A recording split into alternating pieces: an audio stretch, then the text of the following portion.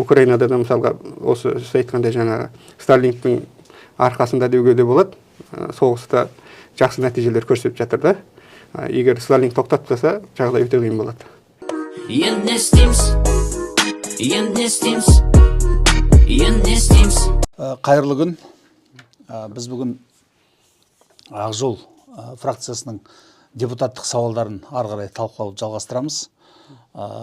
Яғни мәжіліс мінберінен айтылған депутаттық сауалдарды елдің тіліне аударып, мына бізде бүгін біздің шенеуніктер, біздің министрлер бұл елге түсініксіз қылып айтуды үйреніп алды.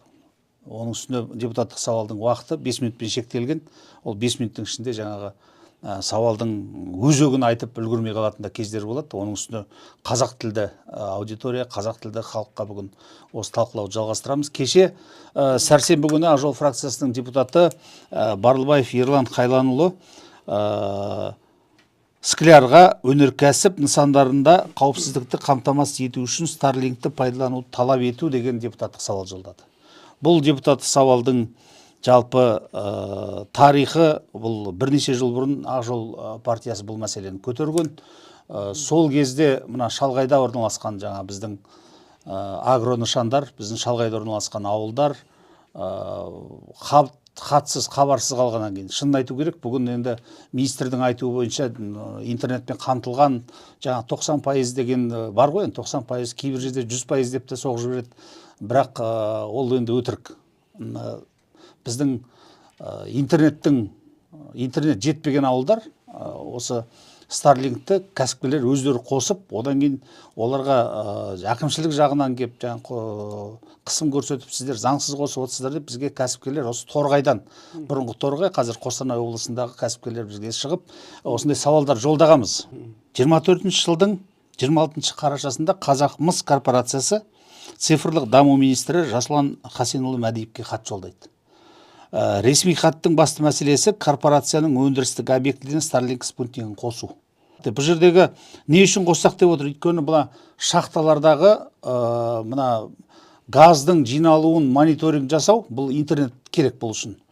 Бірақ бұл министрлік бұл өтінішке елемеді.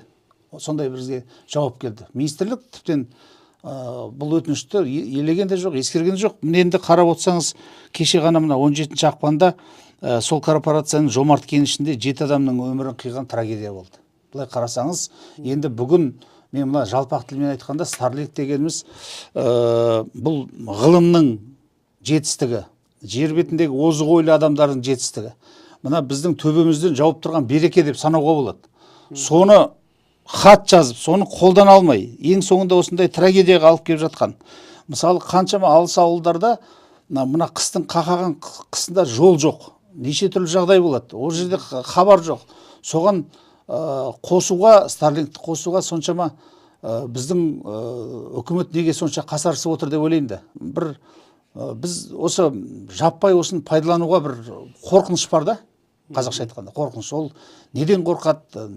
Әртүрлі сөздерінің енді желеу етіп, қауіпсіздік дегенді көп айтады, ақпараттық қауіпсіздік дейді. Енді шалғайда жатқан жаңағы ауылдағы қойшының қайдағы ақпараттық қауіпсіздік? Оның жан қалса, мал қалса, аман болса болды емес пе? Болмаса шахтада шахтерлардың өмірін бүгін құтқарып қалсақ, одан артық қандай қауіпсіздік керек? Соны енді Өркен Мұсабекұлы, мына IT мамансыз, сайт қызы компаниясының басшысы, біз сізді бүгін осы мәселе бойынша шақырып отырмыз осы талқылауға.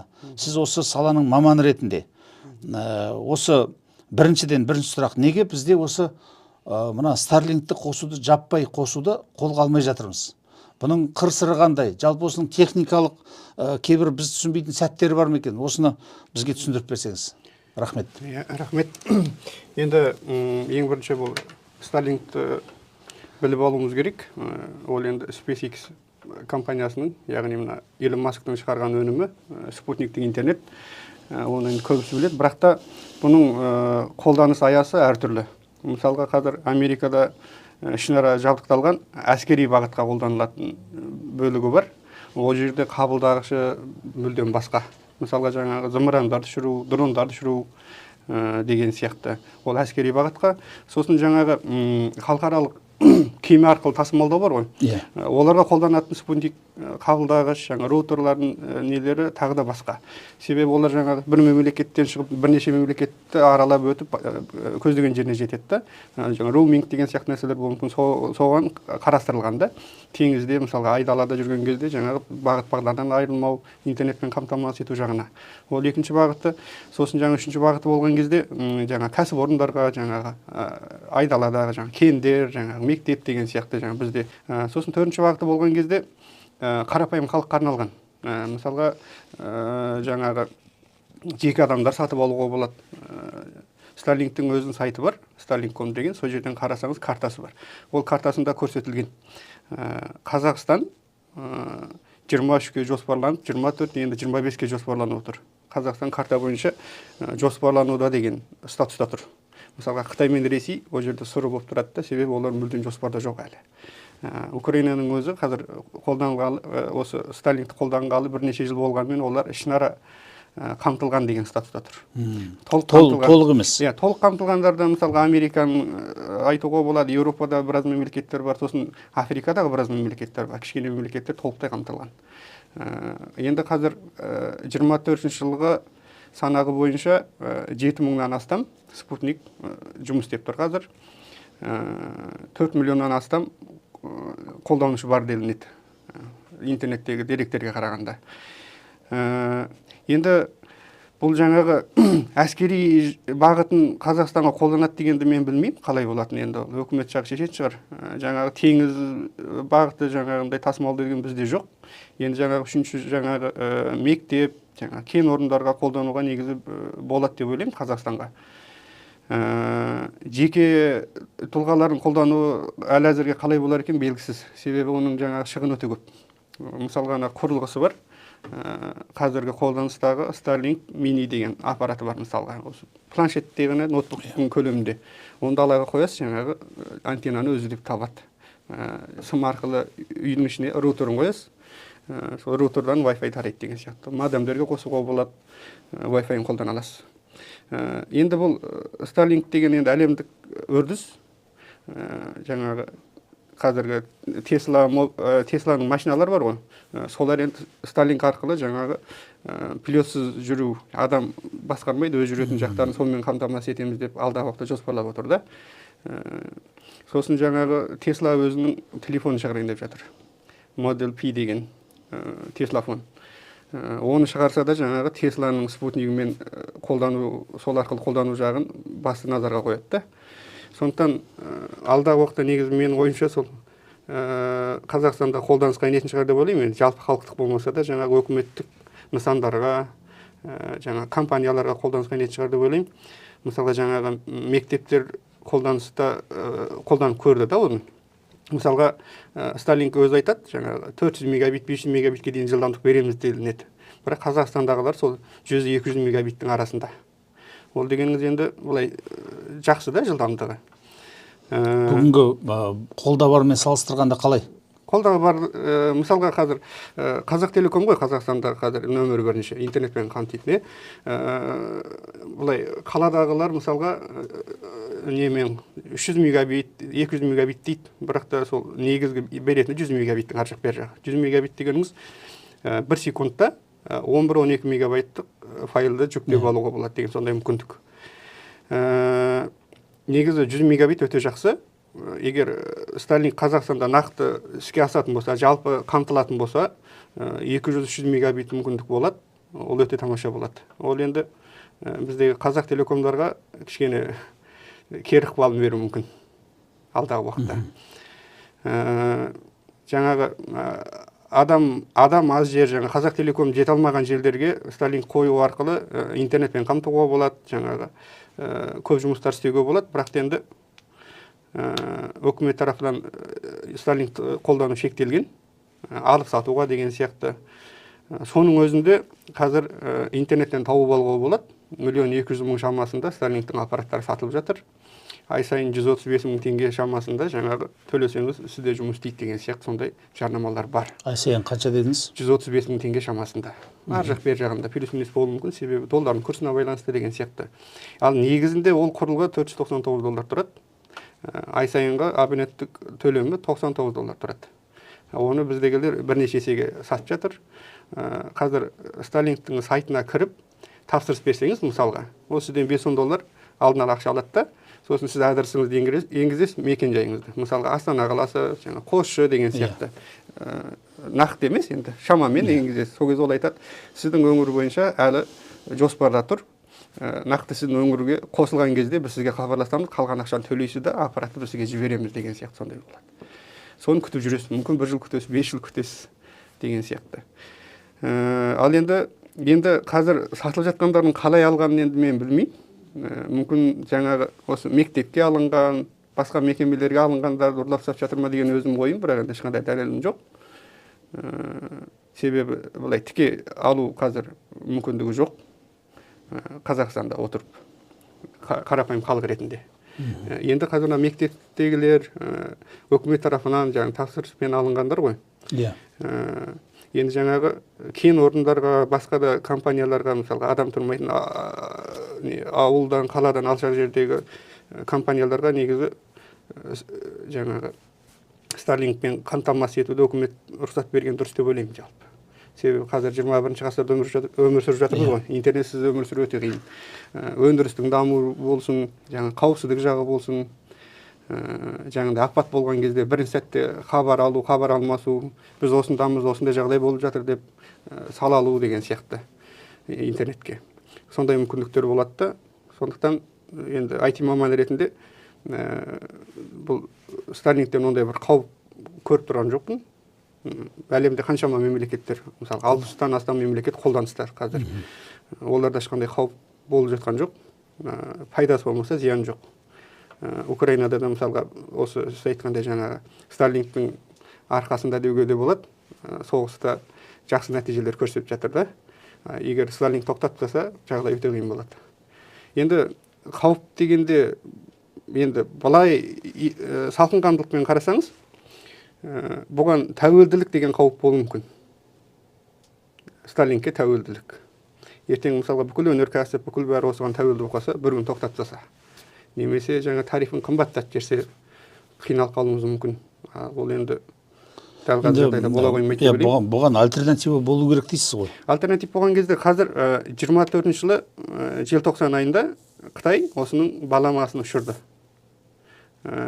Хунху деген ұшырды да мысалға. Қазір мысалға Starlink 42.000 спутник жоспарлап отыр. Қазір 7.000-нан астам ұшты, 42.000 бәрі орнына қонғаннан кейін бүкіл әлемді қамтамасыз етеміз деп ойлап отыр. Ол енді алдағы біраз жылда. Ал енді Қытай 50.000 спутник ұшыруды жоспарлап отыр. 2035-ке дейін. Бұған енді бәсекелес ретінде. Қытай мысалға Starlink'ке түбегейлі шектеу қойған, қабылдамайды. Бірақ енді айтып бүйтіп алып қолданып жүргендер бар Қытайда. Енді ол Өркен мырза, Қытай шектеу қойған кезде Қытай өзі өндіретін болғаннан кейін, өзінің интернет жүйесі, өзінің жаңа Starlink'ке балама өздерінің спутниктер болғаннан қойып отыр ғой. Бізде мысалы ондай спутник түгіл, оның дайын дүниені қолданбай отырғандар, ол біздікі жақын маңайда шыға қоймайды шығар ондай. Бізде жақын маңда шыға қоймайды, Ресейде де жақын маңда шыға қояды деп ойламаймын. Егер Ресейде шықса, Ресейдікін таңдайтынымызға енді дауысы ғой енді. Енді оны уақыт көрсетеді. Ал бұлай бүгінгі біздің мына Ақ жолдың сауалдарына өкілетті органдардың берген жауабының енді бір сөзбен қорыта айтқанда қауіпсіздік деген қауіпсіздік. Яғни бұл жерде ешқандай бір енді қауіпсіздік дегенде мен бір нәрсені былай жорамалдағым келеді қауіпсіздікті. Ол қауіпсіздік деген бізде бір-ақ нәрсемен қауіптенеді. Мына интернетті өшіре алмай қаламыз ба деп, әртүрлі жағдайда. Содан қауіптенетін шығар мүмкін. Енді бүгін алыс ауылдарға, жаңағы кеншілерге, осы бүгін интернет қажет болып отырған жерлерге осы Starlink'ті қосып беріңіздер деп отырған біздің сауалымыз дұрыс деп ойлаймын. Негізі дұрыс. Енді жаңағы өкіметтің ойлайтын нәрсесі енді өте кең ауқымды. Біз енді қарапайым халық болмасын, жаңағы ойбай интернет керек деп ойлай береміз, айта береміз да. Жаңағы сіз айтқандай, митинг бірдеңе болғанда тоқтата алмай қалуы мүмкін интернетті. сосын жаңағы салық қосқысы келетін шығар мүмкін. Себебі біз енді IT саласында жүрміз ғой, маркетингпен де айналысамыз. Мысалға Facebook, Instagramдарға таргет жіберген кезде бұл бұрын ондай салық деген ұғым болмаған басында. Біз аламыз да қанша доллар төлейсіз, сонша кете береді. Қазір мысалға $100 реклама жарнама жіберсеңіз, $120-130 ұстайды сізден. Салық бар деген сияқты. Сіздің жорамалыңыз осыған салық салғысы келіп отыр. Енді үкімет салық салуы мүмкін. Себебі сіз өзіңіздің қалтаңыздан ақша төлейсіз теңге бойынша, Ол теңгеңіз Америкаға ағып кетеді ақшаңыз. Енді үкімет ол жерден салық салып, соны бір ұстағысы келетін шығар деп ойлаймын енді. Ол да енді дұрыс шығар. Қазақстан ақшасы шетелге ағып кетпес үшін. Бұл мәселе жөнінде тіптен кеше біздің Ақ Жол фракциясында сауалы болды. Мына бүгінгі Қазақстанда тіркелмеген маркетплейстер бар ғой. Бүгін енді естіп жатсыз ғой жаңалықта. Тему келіп қазір түгелін жаппай құлатып жатыр. Бізде Қазақстанда тіркелген жұмыс орнын ашып отырған жаңа маркетплейстердің барлығын құлатып, ешкіммен бәсекеге шыдамай жатыр Темумен. Соған байланысты біздің Ақ Жолдың депутаттары, Ақ Жол партиясының басшысы Азат Тұрлыбекұлы кеше депутаттық сауал жолдады осыған байланысты. Бұл тұрсын, есепке тұрсын, салық төлесін, бұл деген озық елдердің өзі осымен күресті бастап жатыр қазір. Ана өзіңіз айтып отырған Америка, Европа қазір 30%-ға дейін көтеріп жатыр. Жаңа маркетплейстерді өйткені арзан, енді ол ана өзіндік құнынан да арзан бағаға беріп жатқан товармен біздің өндірушілер олмен қатар тұра алмайды ғой. Тағы да осы Starlinkті пайдаланбаудың, Starlinkті дайын дүниені қолданбаудың тағы да қандай себептері болуы мүмкін? Жаңа біз айтып отырмыз, қауіпсіздік мәселесі дедік, ақпараттық. Жақсы, енді оны екінші жаңа салық салғысы келіп отыр дедік. Тағы қандай себебі болуы мүмкін? Үшіншісі енді біздің мемлекеттегі осыған жауапты органдағы адамдардың салғырттығы деп ойлаймын. Салғырттығы, дұрыс айтасыз. Себебі бұл әлемдік үрдіс. Біз өзіміз жасай алмаймыз, Ресей жасай алмайды, Қытай жасағанша әлі уақыт бар, Америка жасап отыр. Осыдан қалып қоймау керекпіз да. Қазір IT технологиясы дамып жатыр, былай пойыз құсап кетіп бар жатыр да. Біз енді жүгірке банаған отырмаса қалып қоямыз. Сондықтан мемлекет тарапынан Starlinkпен келісімге отырып, жаңағы ішінара болсын қосу, кәсіпорындарға қосу жағы, жеке халыққа, қарапайым халықтарға да қосу жақтарын қолға алып жоспарға қойып, соны істеу керек негізі. Себебі әлемдік үрдіс одан қалып қойсақ болмайды. Бізде өкінішке орай біз кез келген шешім бізде міндетті түрде бір жерде бірдеңке жарылып, бір резонанс болғаннан кейін барып қосылады да кез келген шешім. Сондықтан Құдай ондай жаманшылыққа жеткізбесін. Дұрыс айтып отырсыз, осы технологияның ғылымның кетіп бара жатқан пойызына Қазақстанда үлгеру керек та, аузымызды ашып отырмай, төбемізден Құдайдың беріп тұрған бүгінгі берекесін, ғылымның берекесін қолдануымыз керек. Бұл біздің өкілетті органдарға, біздің үкіметімізге ой салатын бір жақсы сауал болды деп есептеймін бұны. Өркен Мұсабекұлы, көп рахмет. Енді мына сауалымызға жауап келеді. Сол кезде уақытыңыз болса тағы бір кездесерміз, тағы талқылаймыз. Көп рахмет. Жақсы, рахмет. Енді не істейміз?